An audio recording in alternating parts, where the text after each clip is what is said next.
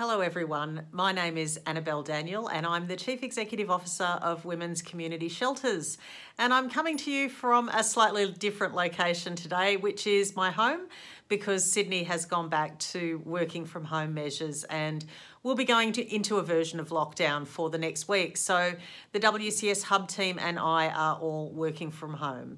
And this is the week where we talk to you about the fourth element in our quest to build an Australia for women and children that is safe, secure, supported and equal.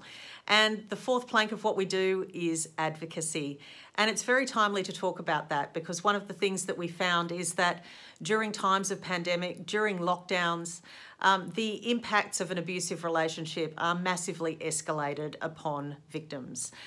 We knew when we went into lockdown in March last year that we received a 30% increase in calls to our hub office for people wanting to know that our services would still be open and available even if lockdown happened, and seeking to assure themselves that there was a safe place available for them. And that remains true, and it's incredibly important that we continue to advocate on increases of domestic and family violence during times of pandemic and lockdown. A very interesting news article, which I will link to below, came out today that said during 2020, domestic and family violence increased by 13%. And for many people, that was the first experience of domestic and family violence within a relationship.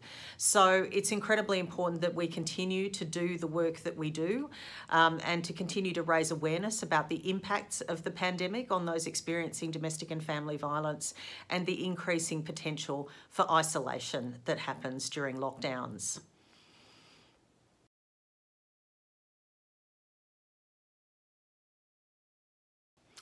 Women's Community Shelters also does advocacy on a range of other issues affecting women and children, most notably women who are on temporary visas or who are experiencing an insecure residency or visa status.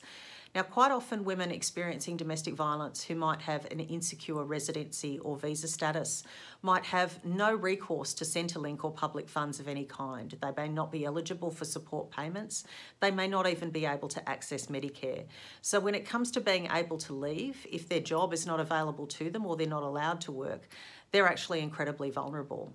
And also, for the most part, they're not eligible for our public housing pathways.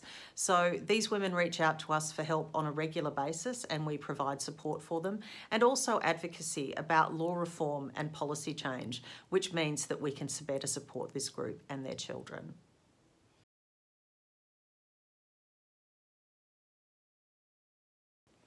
Since the very inception of Women's Community Shelters and our first shelter on the Northern Beaches, we've been aware of the overwhelming issue of older women becoming homeless at increasing rates. Older women becoming homeless are actually the fastest growing group of homeless people in Australia in 2021.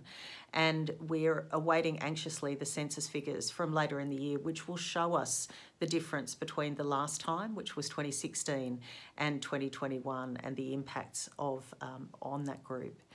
And certainly it's been incredibly important for us to raise awareness around this issue. These are women who have contributed to society, who have raised children, who have worked, who have volunteered in community and cared for elderly parents. And what should not be awaiting for them after a life of service to others is a life in poverty and risk of homelessness. It's incredibly important that we continue to work with this group and to implement specialised policy solutions and housing solutions to help keep them safe and to ensure that they don't become homeless at increasing rates.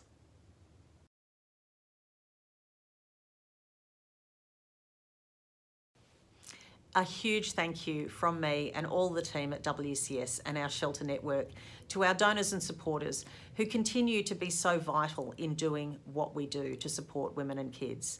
It takes a whole village and a whole collaboration to support women and children who are homeless or leaving domestic and family violence, and we couldn't do it without you. Thank you for your support.